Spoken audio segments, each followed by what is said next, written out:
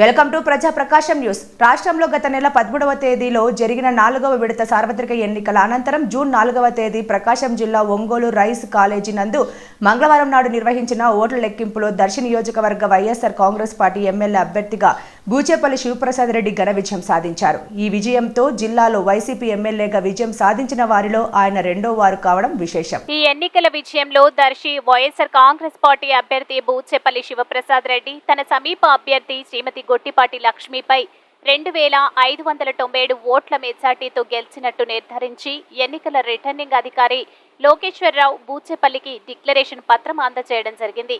బూచేపల్లి విజయంతో దర్శి, చీమకుర్తి పట్టణాలలో ఆయన అభిమానులు, వైసీపీ నాయకులు,